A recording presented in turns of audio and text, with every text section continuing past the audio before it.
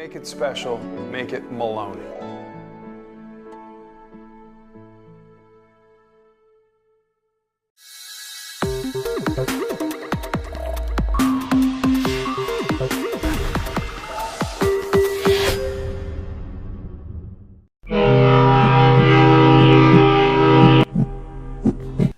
Good morning, Lisa Perry. Good morning, Karen. Hello. Hello. Hello. Good. Everybody good? Everybody's good. On this Everybody rainy good. morning. Yep. Ick. I would say Rain. 6 out of 10 times it's been raining. Yeah, It's all going away. It's supposed to be a gorgeous weekend, though. All right. You know what good. that means? Lots of open houses. Yeehaw. Yeah, baby. Yes, good for you. Yeah. I've been following Yeah. you on social media, Yeah, my friend. Thank you. You are ripping it up, I will say. Thank you. Yeah, Yeah, baby. I'm very happy, doing well, working hard. What are we talking about today? So it's right after tax season, and I thought it'd be really interesting to talk about how depressing it is for a lot of people that they don't have different write-offs, and they either are paying into more taxes than they thought they would, or they're not getting the returns that they thought they would get. And buying a home, there's different tax deductions that you can take that would help, get either bigger money back or not have to pay so much. Obviously, the first thing is mortgage interest deductions. For people that itemize their tax returns, you can use taxable, that income that you're paying for interest, the money you're paying for interest, and that could be a write-off. So in other words, your adjusted gross income goes down. Correct. Just also property tax deduction. You Yep. can, if you itemize, you can deduct property taxes. And then there's a thing called imputed rent, which and economists call it imputed rent because if you own a home, you don't have it's a landlord has to claim rent as income. If you own a home, you don't claim anything as, and it's kind of like a weird, they call it imputed rent because it's a return on home ownership. So those are the reasons that you would want to buy a home for tax purposes. One more, right? Depreciation. And depreciation, yes. If you have a good accountant. So your yes. accountant, yes, would do that normally. So, and also profits from home sales. Taxpayers who sell assets do not have to claim individually up to $250,000 and as a couple up to $500,000 Wow. on capital gains. So there's as long as you meet certain criteria. So there's a lot of reasons to buy a home and sell a home and put that money back into different homes. Right. So the biggest question then is for home buyers, especially first-time home buyers. Well, how do I save up? The biggest obstacle, it seems, for everybody is how do I save up for a down payment? Sacrifice. And I have some interesting information about that. And I do have some notes today because there's Sure. some really interesting information. The biggest hurdle, I said, is saving up for down payment. And it really depends on where you live. It's dependent on, and they do a nationwide, the Census Bureau and Zillow did a nationwide survey. Thank you. A little I'll help you weird this with my morning. words I'm this gonna get- morning. Sorry. And it's median income, median rent, and obviously home prices, which will vary, and that will determine how long it actually takes in each state. And they figured it out, and the data has shown that the fastest state for saving a down payment, take a guess where you think it would be. I'll give you a hint. It's like Midwesty, Wyoming. Iowa. I didn't know that. It takes in Iowa less than 2 years for somebody to save up, according to these statistics. Wow. The highest states are like Oregon out there. California's high. What do you think it is in New York? Without looking at my notes. No, I didn't. But in terms of 1 to 50? Yep, in years. How long no, it takes? 7. It's got to be 7. It's actually 10 years. 10 years? Now that's for a 10% down God. payment. Oh my So that's God. scary. And I'm going to talk about some down payment assistance programs that are out there. And now we're talking first-time home buyers because a lot of people that are reselling or upward moving or downward moving or downsizing or moving to a different area, like we talked about the older senior market, what they're doing. A lot of times they get equity out of their home, so that's their down payment. Yeah. It's really, we're talking about the first-time home buyers. Right. So what if you only needed 3%? And that's these new loans that are available now. I work with Diane Goodwin. I'm going to give her a plug from Evolve Bank and Trust. Actually, I think we should try to get her on the show. And I did tell her, and I know she would like to. She's the preferred lender I use. She's wonderful. And she sent me some great information last night. But what if you, and I have about 10 buyers I'm working right now, and 4 of them, or 3 or 4 of them, are going through this first-time home buyer program. So what if you did only need 3%? Those numbers drastically change. If you take advantage of a Freddie Mac or a Fannie Mae loan, it doesn't take not 5 to 10 years. It's much more attainable in almost 2 years. So right now in New York, if you did that with a 3% with one of these, loan programs, it would only take 3 years to save, which is a big difference. If you're, a millennial who's looking to really make a start and get a first-time home. So, and if there's so many different loan programs out there, and one of the things that I find so interested in is that there's low interest rate programs, and then there's Achieving the Dream programs. Both of them are meant for, the low interest rate program is a Sony Mae program for first-time home buyers. And there's also a grant program available, $20,000 in grants through the Sony Mae program and you don't even have to be a first-time home buyer. And it's for fixing up the home when you move in.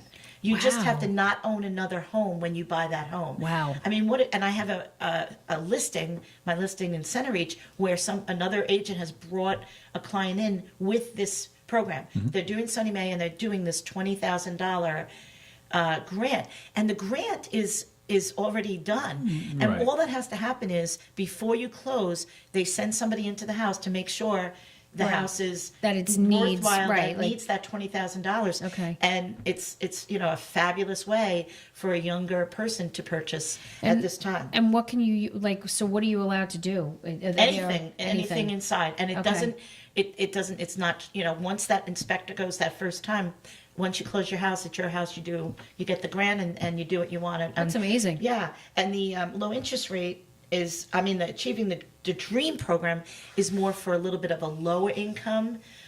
There's a down payment assistance program where I had a buyer a couple of years ago, or maybe last year, through one of Diane Goodwin's programs. They purchased a home, they put down 3%, the bank matched and put down 1.5 of that. So they only wound up putting like $4,000 on a home that was maybe $300,000, and it's on an acre, and they're living there. And so there are these new programs, and the interest rates are still.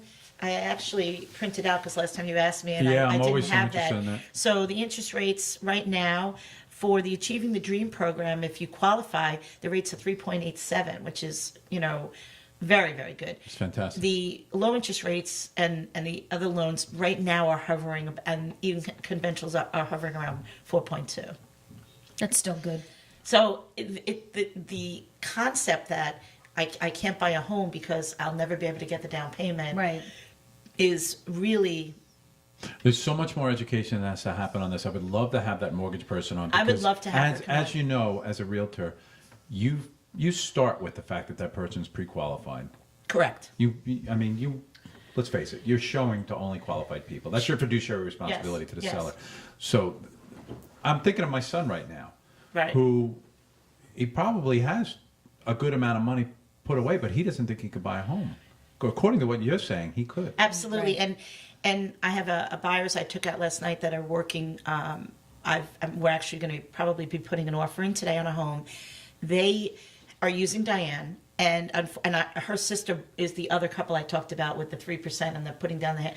But they don't qualify because he actually bought a home years ago with his parents, and he's still on that mortgage. So he is not considered a first-time home buyer. Got it. Which is really unfortunate for them, because they thought they were helping. They really could. Yeah, they thought they were helping, and they really could qualify for some of these great programs, but they won't. But we're still working with, there's other ways. And a lot of people don't like to hear the word. A lot of agents and a lot of sellers, there's something called seller's concession. And a seller's concession is if you buy a home for $350,000 and it's an accepted offer, or that's the number your buyer wants to pay, and they ask you as a buyer's agent, well, what about the down payment? And I tell them it's between $10,000 and maybe $12,000. A seller's concession adds that to the cost of the house. So when you present the offer, if it's a $350,000 house, you say we're offering $360,000 with a $10,000 seller's concession, and that saves them. And they're still putting down a down payment, but what that does is wrap the closing costs into the mortgage. $10,000 over 30 years is $35 a month or what, Right. you know, whatever that number More. is. So Yeah. so it helps them with the It's closing fantastic. costs. So That's great. but the problem there is, one, the seller has to agree. Sometimes the seller will say, well, In a hard market, they might not, right. but most of the Then- time. yeah, then most of the times it does happen. Also the house has to appraise. So say you're going in and say you go offer full price for a house that's been priced pretty well to the market, and you add that 10 or 12,000 sellers concession. The house has to appraise for that amount no. higher, Right. so that the Right. bank has to say, okay, it is a 362 house or a 360 house. Right. But those are other ways, you know, and you know, there's veterans loans. There's so many other loans out there. There's Habitat for Humanity loans. So the programs that are out there through Sony May, you know, the interesting thing is I have a house listed right now with somebody we were friends with, and her concern is these Sony May loans. Like, she wants to make sure, you know, with the government the way it is right now, she's afraid of a shutdown or, you know, which is a little scary. But, you know, for her, she would like to see a more qualified buyer come in, which does, you know, it makes sense sometimes that, you know, you want to make sure she wants to see that. If the deal's done, Right. she Yeah, goes down the road. Yeah, well, but her concern is that it will take longer to close. There could be issues. You know, her mind is conventional, 20% down. You know, perfect credit. Yeah, but that not doesn't happening. No, exist no, right now in this no. world that we live in. That's the, you No. know, I think those people are few and far That between. person opens up more buyers. I mean, it's just that simple. Right. So, Absolutely. Yeah. And I think these are very By encouraging. the way, a great real estate question. Is a seller by law allowed to make a decision based on a more qualified buyer? 100%. It's called Excellent. terms. Excellent. So, Agent A offers Yep. $350,000 cash on a 390 house. Agent B offers 370 with 5% down, have to qualify.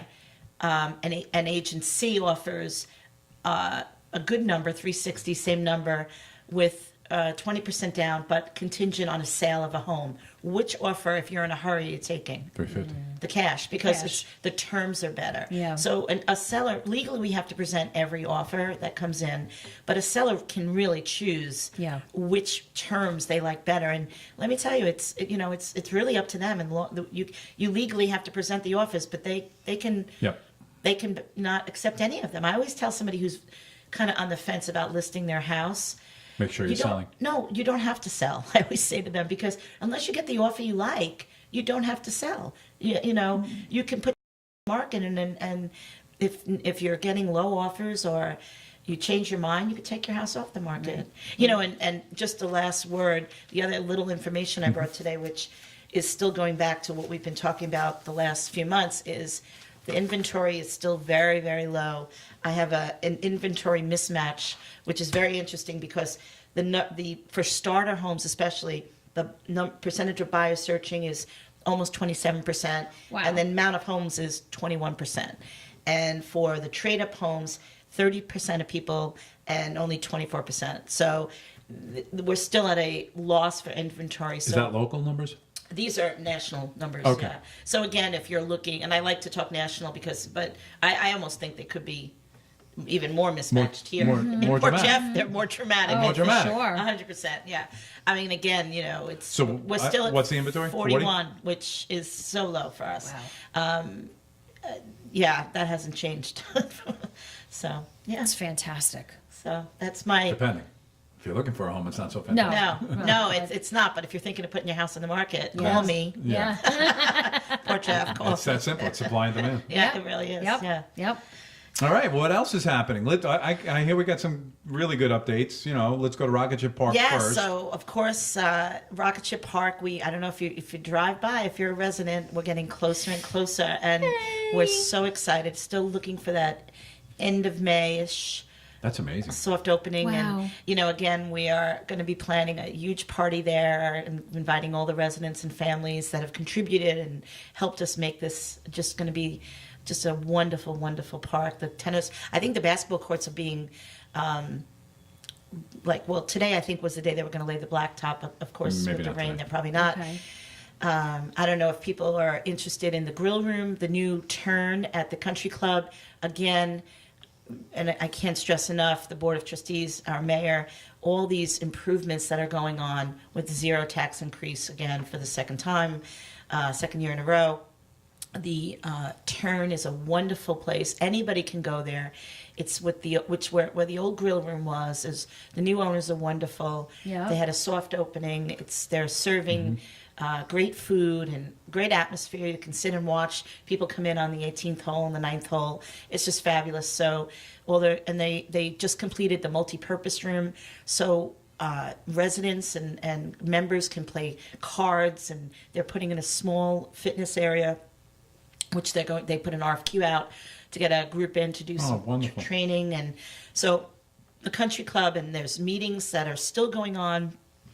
I know Trustee Loucks last night, we had a small meeting, and he was saying that they're meeting, and I think Trustee LaPointe, they're going to be meeting with some people that are interested in the pool. That conversation is still ongoing for somewhere in the country club, which I think will just open up such more of a family club. Wonderful. And that club, as a realtor and as a resident, we all need to know whether or not you're a member or not. Course. It increases the property value. Yeah. So, yeah, and then we're just, lots of spring's coming, and I know all the spring concerts and the movies are going to be here in the summer in the recreation department. Yeah, I was up with Renee yesterday. Yeah, great job they're doing. And of course, in June, I have to say, I'm imploring everybody to, reelect our incumbents. Yep.